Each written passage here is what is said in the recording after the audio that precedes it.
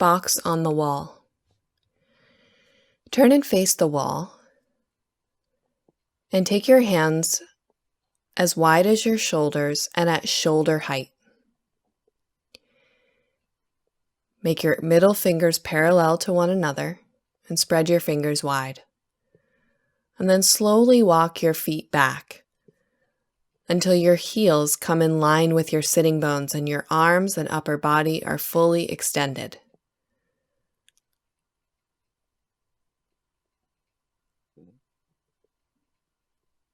Allow your legs to be hip-width apart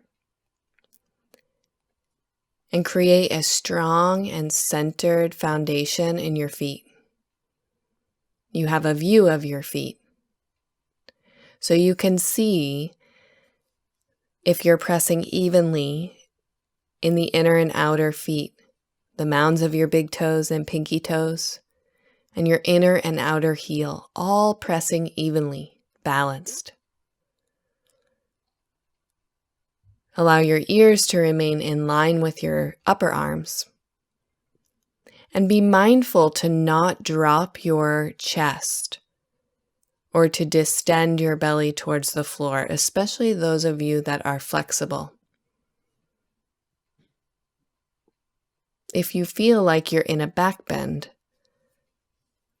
please pull your lower ribs in to your body to create more of a straight line from your hands to your sitting bones.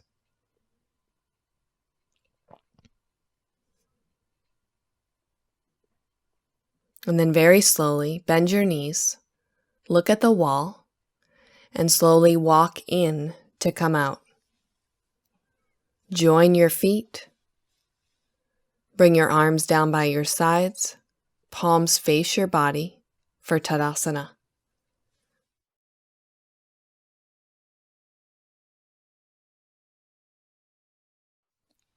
Box on the wall. Turn and face the wall and place your hands shoulder distance apart at about waist height. Make sure that your middle fingers are parallel and all your fingers spread evenly from your middle fingers. Place your palms on the wall and slowly start to walk your feet back, pressing your arms straight and bringing your heels in line with your sitting bones.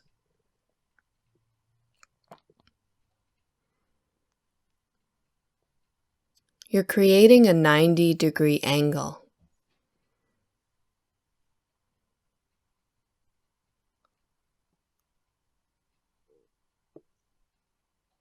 So between your body, the floor, and the wall, you create a box.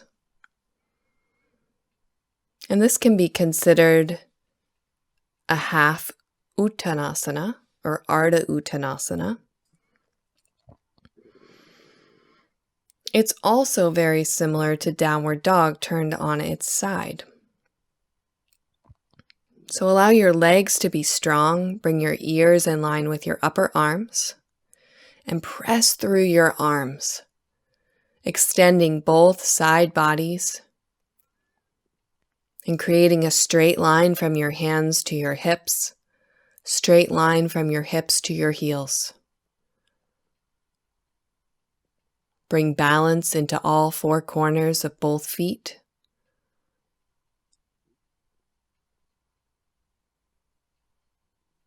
And let yourself remain there for a moment.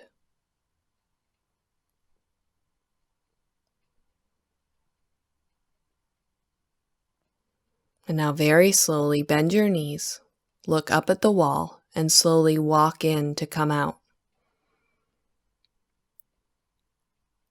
Join your feet together.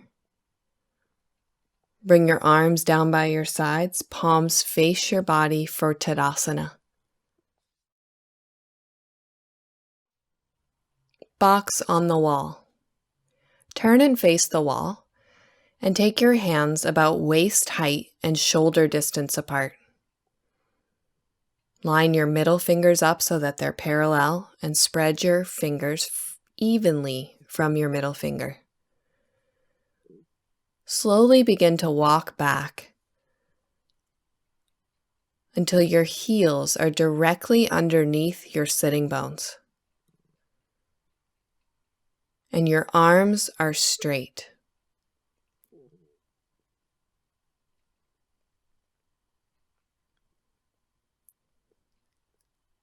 Take the time to be sure that your heels are directly in line with your sitting bones and that you're not leaning your legs back or forward.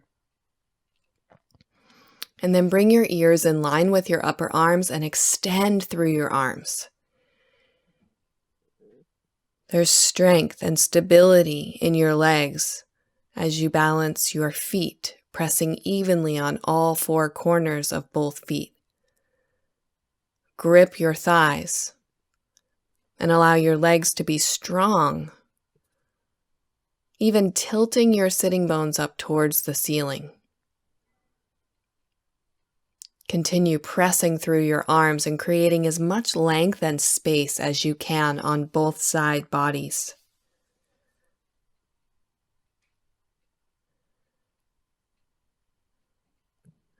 And then very slowly bend your knees, look up at the wall, and walk towards the wall to come out. Join your feet together. Bring your arms down by your sides. Turn your palms to face your body for Tadasana.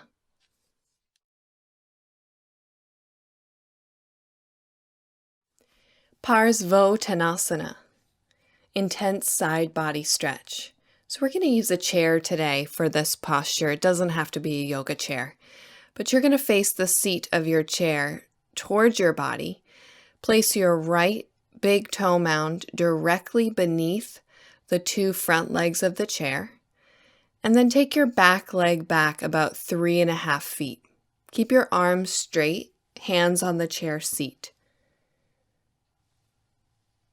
So you may be tempted to put your elbows down on the chair seat or go lower, but I want you to stay upright today and instead work on straightening both legs and levelizing your pelvis.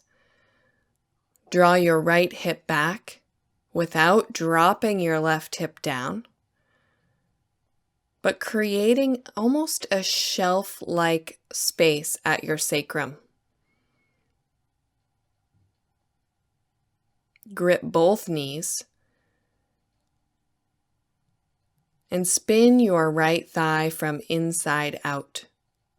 At the same time, press the mound of your big toe down, creating a warring action in your front leg.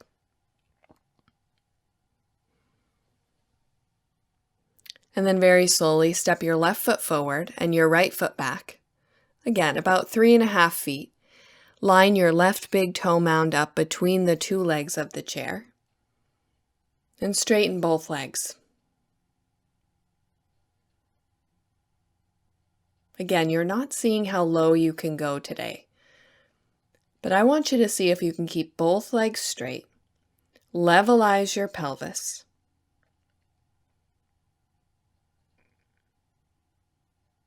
take your left hip back, and draw your right hip forward without dropping your right hip down.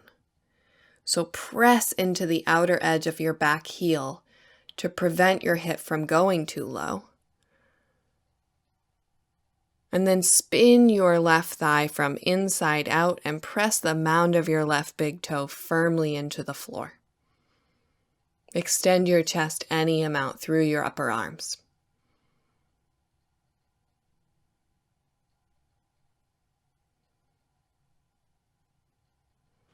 Good. Step your feet together, come up off the chair and stand in Tadasana.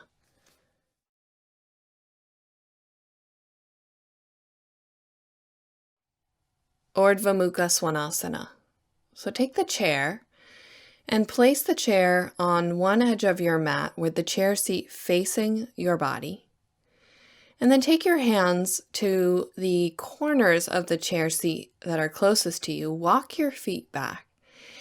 And then straighten your legs as you drop your pubic bone towards the chair seat and thread your upper chest through your upper arms. Bend your elbows, grab your outer ribs, and pull your outer ribs forward, asking for more space and room in your upper back. Asking for more threading of your upper chest through your upper arms. Come up onto your toes and straighten your legs any amount, lifting your chest and putting a grip in your upper back muscles to take the pose.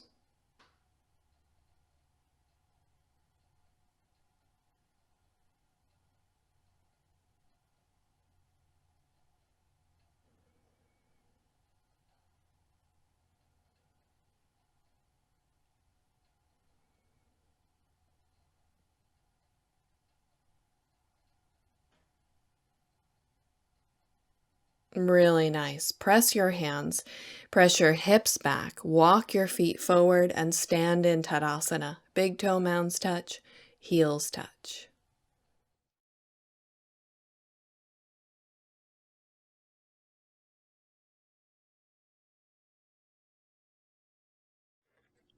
Adho Mukha Svanasana, or downward facing dog.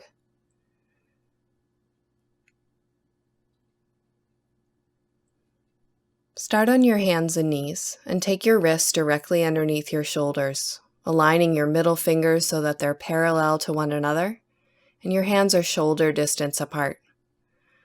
And then walk your knees slightly back so they're underneath your sitting bones.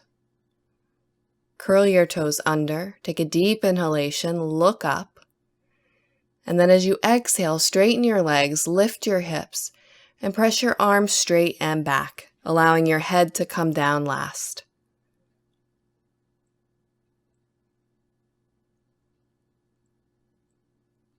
Bring your awareness to your hands and press through the lowest knuckle of your index finger, the lowest knuckle of your thumb, and the lowest point on your palm, where your palm meets your wrist, and see if you can bring the pressure of the pose there, the foundation or stability of the pose, to that inner triad of your hands, making your outer wrists light.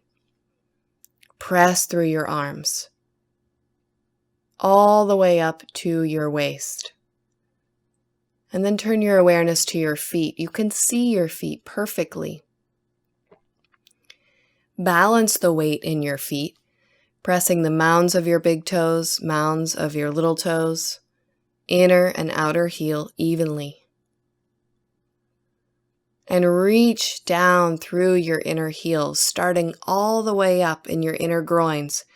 Reach from your inner groins through your inner knees, pressing all the way out through your inner heels to create an evenness of the outer and inner leg. Take your navel towards your spine and press through your arms any amount. Let your head hang so there's no tension in your neck, no tension in your face, and the breath moves slow, smooth, and even through your nose. Breathe.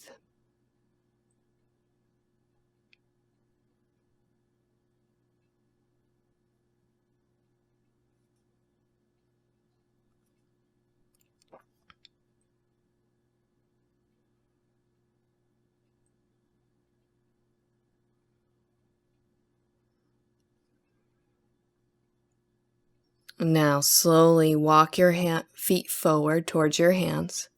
Bring your hands to your waist, come all the way up. Join your feet. Take your hands down by your sides and stand in Tadasana. Uttita Trikonasana. So you're going to want to take a block for this pose and place it on the right side of your mat on the high setting. And then walk your feet apart 4 to 4.5 feet with your hands on your waist. Turn your left toes in and your right toes out and spin your entire right leg out. And then take your arms up straight out of your shoulders. And over you go. Take your right hand to the block. Take your left hand to your waist.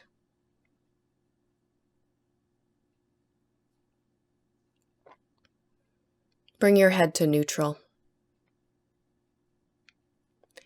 Straighten your right leg. And so straightening the right leg doesn't necessarily mean pressing the knee back as far as you can. For those of you who are flexible, you may have the tendency to hyperextend in the front leg. It's very easy to do so with the amount of leverage in Trikonasana.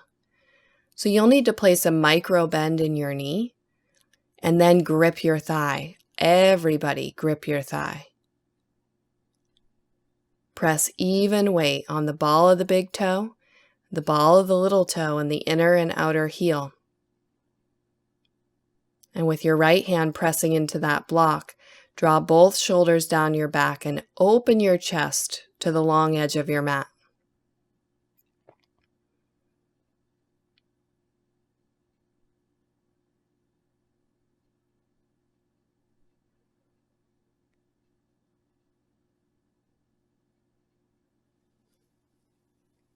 Good. Take your left arm, bring it straight up out of your shoulder, point your fingertips straight up, and then pull from your left wrist, come all the way up. Take the block with you, turn your right toes in and your left toes out. Take the block to the left side of your mat on the high setting. Arms remain in the air, and then over you go. Take your left hand to the block and take your right hand to your hip. Reestablish your legs. Your feet and your legs are the foundation of stability for this posture. So as I mentioned on the other side, you may need to put a micro bend in your left knee. If you look down and you're straightening as much as you can and your knee is bent, you need to try to straighten a little bit more. And then grip your thigh and begin to turn your torso so that your chest, both sides of your chest, move to become in line with the front of your mat, facing the direction of the long edge of your mat. Press your left hand into the block and roll your left shoulder down your back away from your ear, creating space and room in your neck. Keep your legs strong.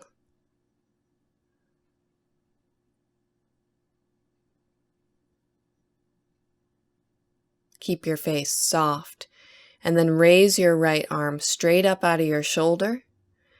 Pull from your right wrist, come all the way up. Turn your left toes in. Bring your hands to your hips and walk your feet together for Tadasana, hands down by your sides.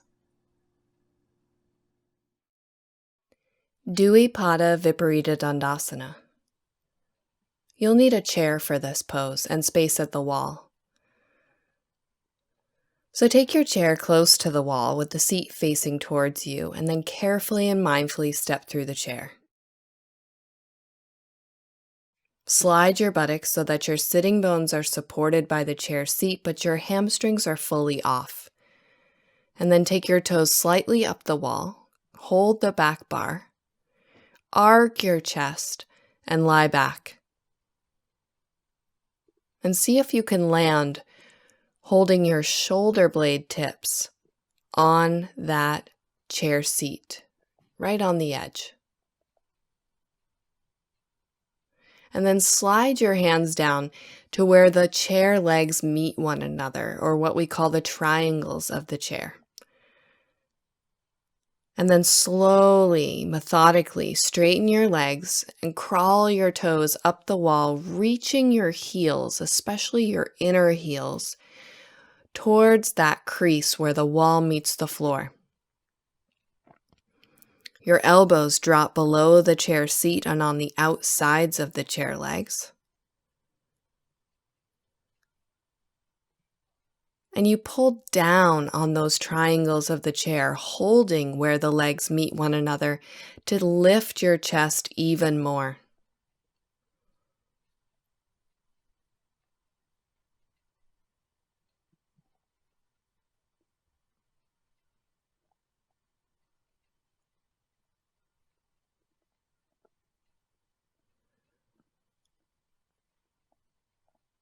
And even though it's very hard to see this, I want you to bring your awareness to the muscles that are resting on the edge of the chair seat.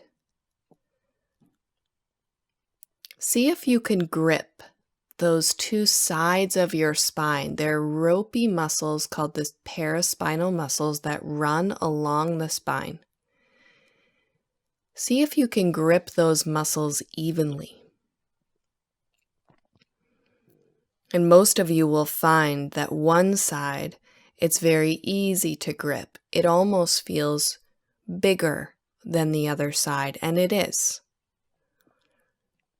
And you may find that trying to grip the other side feels nearly impossible, that you can't even find it. Bring your intelligence, your awareness, your mind to the side that's not as easily obtainable, and ask for more. So when we look to find balance in this area, sometimes we need to let off the stronger side. So if you feel like one side grips very easily, see if you can soften that side for a moment. And then very slowly bend your knees, put both feet on the floor, slide your buttocks fully on the chair seat, and pull with your arms to come up chest first, head last. Slide your entire body back so that your hamstrings are supported, and rest your arms on the back bar of the chair seat. Receive, absorb. Allow that residual effect of the back bend to enter your body. Let your lower back soften.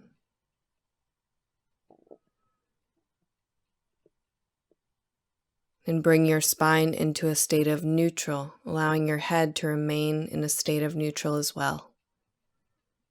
Eyes are soft. Arms are soft.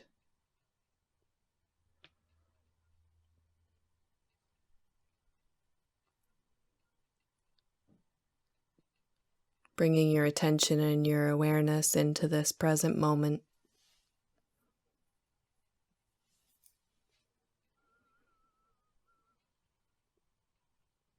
And then very slowly and carefully, step one leg out of the chair and then the other.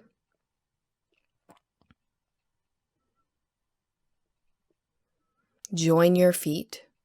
Big toe mounds touch, heels touch. Bring your arms by your sides for Tadasana.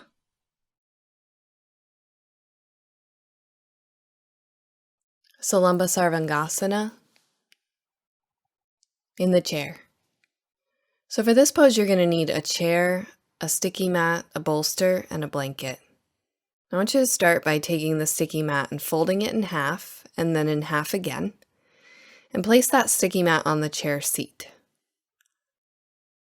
And then you're going to take a blanket, and you're going to place that on top of the sticky mat, and this is for comfort. So the sticky mat will keep you in the chair, and the blanket's there for comfort. And then you're going to take the bolster and place it underneath the chair seat. Sit on the chair and swing your legs over the back bar. Now this is the most important part of getting into this pose.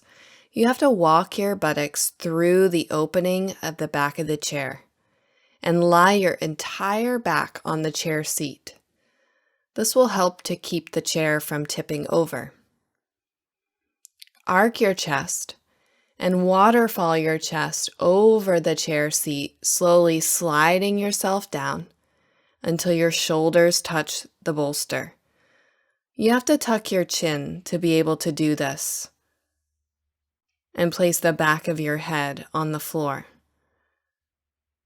You can grab the bolster with your hands and carefully adjust it so that it's fully supporting your shoulders. Your sacrum rests on the edge of the chair seat. And then I want you to extend your legs straight and have them touching the back bar.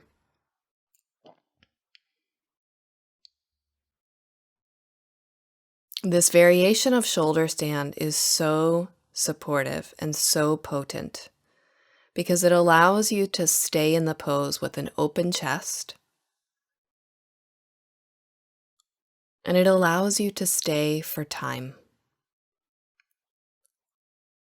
So be sure that you're being held at your sacrum and not that the chair is hitting you in your lower back or your lumbar. That's to be avoided. Take your arms into cactus pose so that your arms are bent at 90 degrees, your backs of your hands rest on the floor, and your palms face up. Charge your legs so that they're working and make one leg from two. So though it's a supported variation of shoulder stand, that doesn't mean that it's void of effort. The legs are strong and they're working. And the more you work your legs, the less you'll feel the backs of your knees on that back bar, which can become irritating.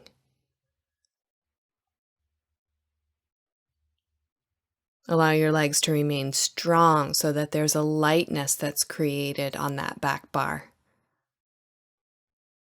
Reach through the mounds of your big toes, starting all the way from your inner groins,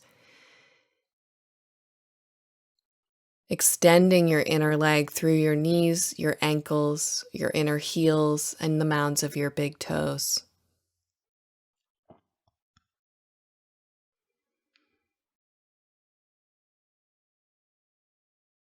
Allow your face to stay neutral in Shavasana face, softening your cheeks, your eyes, the space between your brow, your temple skin.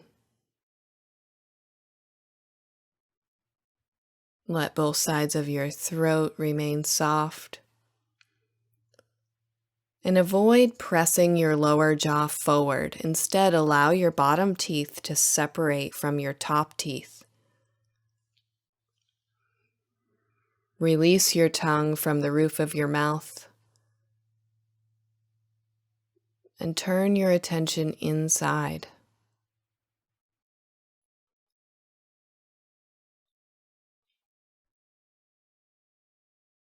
And now very slowly, bend your knees and put your feet on the back bar of the chair, and then take your feet to the chair seat.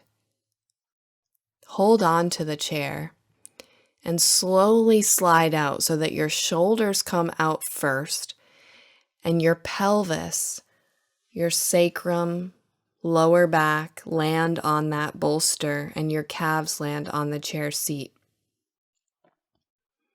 And then press the chair seat away so that it holds you in the backs of your knees, your calves.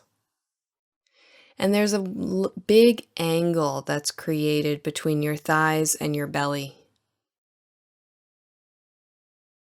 This is known as Tadika Mudra, or the pooling of the belly, or the creation of a lake in the belly, where you can almost feel a hollowness or an emptiness come to the belly area. But it's comforting, soothing.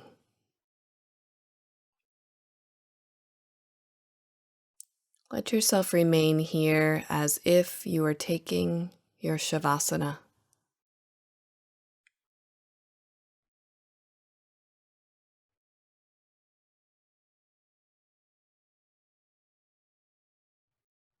And if you find your mind wandering, bring your awareness back to the present moment by turning your attention to your breath.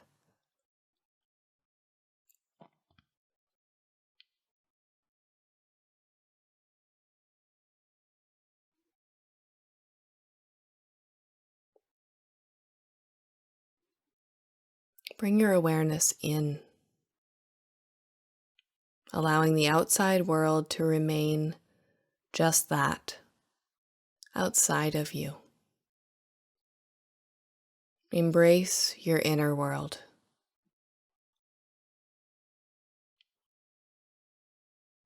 And take this moment to be there fully.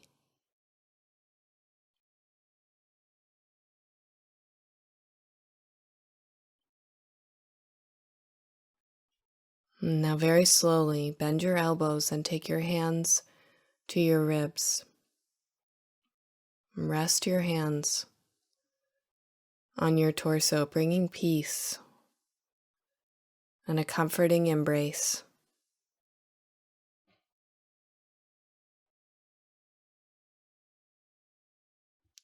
And then slowly bend both knees into your chest.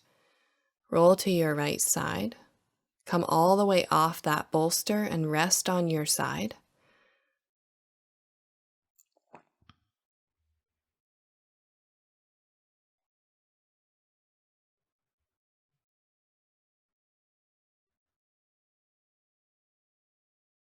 And then turn down to come up. Take a simple cross-legged seat. Rest your palms on your thighs and go in.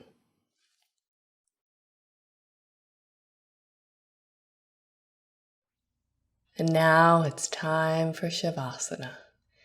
Today we're going to take Shavasana with a bolster underneath your knees. And this is really nice for the low back. So you'll start with a blanket for your head. You're going to fold it so that it's a thin blanket. It's just giving you comfort between your skull and the floor. And then set the bolster underneath your knees. And as you lie back, adjust the bolster so it's directly underneath your knees. And before you straighten your legs, lift your buttocks up. Push your upper buttocks towards your heels and then slowly straighten your legs, allowing that bolster to support behind your knees while still keeping both heels on the ground. Make any adjustments to your head and neck, and then allow your arms to come down by your sides. Let go everywhere, let loose everywhere.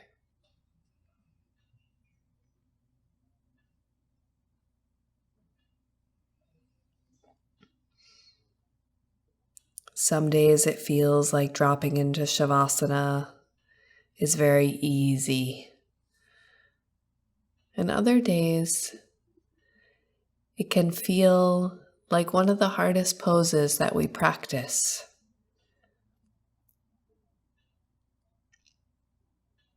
So use this time to bring your awareness to softening, surrendering, letting go of the body, letting go of the mind, the thoughts. Just for this moment, followed by this moment, followed by this moment. Knowing that everything that you need to tend to is waiting for you after this Shavasana, that there's no need to put your attention there. It's coming for you. Put your attention on your surrender. Let go of your practice. Let go of the poses, the judgments, the successes, the failures. Let go of all of that.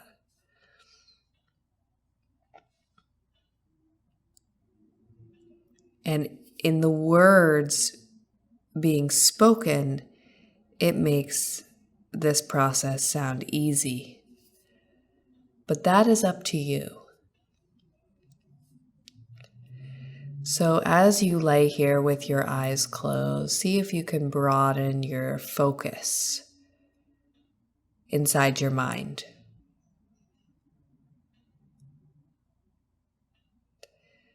Allow your eyes to sink into the sockets and to move outward. And notice as you allow your eyes to move outward, your attention moves inward.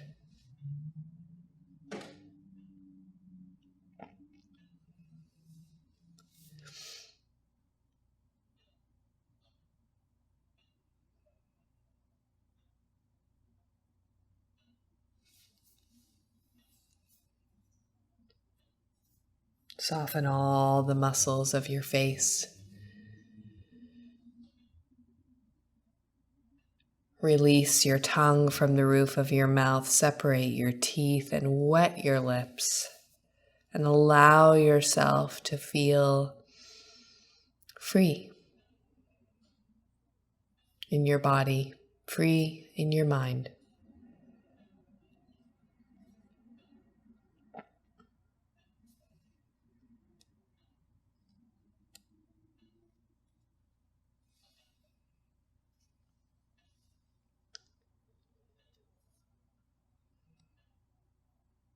Making space and room for the energy of your practice to descend upon your being.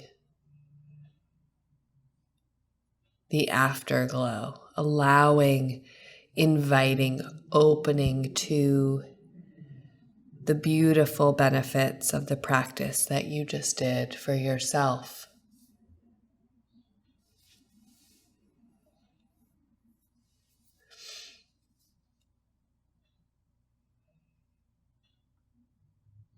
Allow your mind and your body to soften to this energy.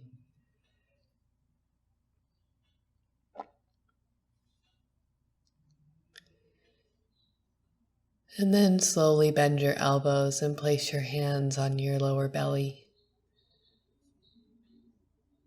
And bend both knees into your chest and roll to your right side, resting on your side.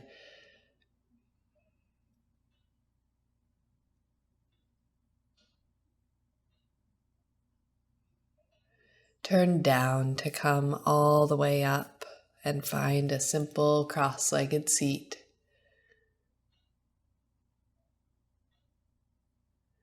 Join your palms together in front of your heart. Thank you so much for your practice today. Namaskar. Have a wonderful day.